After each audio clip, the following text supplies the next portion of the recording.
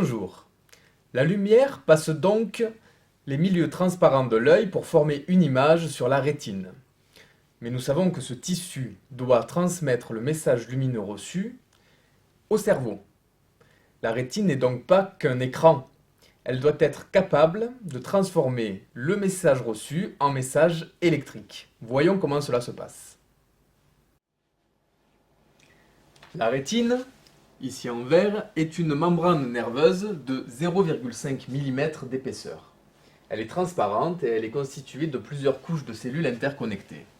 Une couche de photorécepteurs, il y en a 130 millions, connectée à une couche de neurones bipolaires, elle-même connectée à une couche de neurones dont les axones forment la fibre du nerf optique. Notez que le départ du nerf optique forme le point aveugle sur la rétine.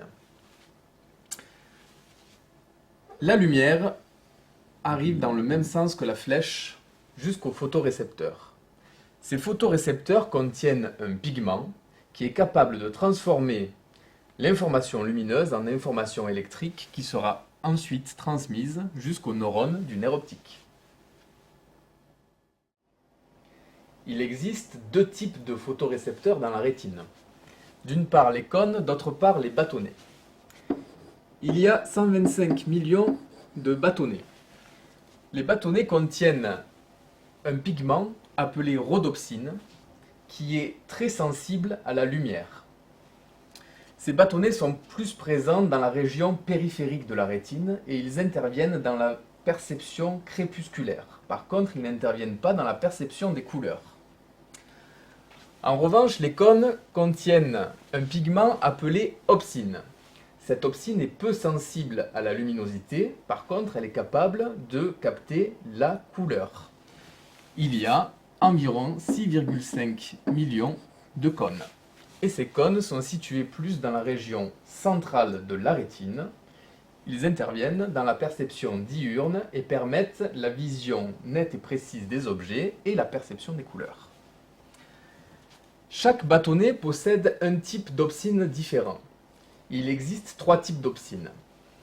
Il existe une opsine plus sensible à la perception du rouge, une qui est plus sensible à la perception du vert, et une dernière qui est plus sensible à la perception du bleu.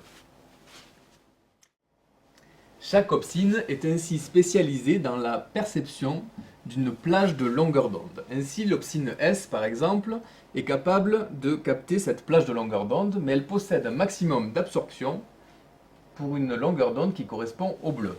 Pareil pour chaque type d'opsine, celle-ci est capable de capter cette plage de longueur d'onde avec un maximum d'absorption qui correspond au vert, et enfin, cette opsine avec un maximum d'absorption qui correspond au rouge. La vision simultanée par les trois types de cônes d'un objet lumineux permet ainsi de reconstituer la nuance exacte de la couleur que nous observons.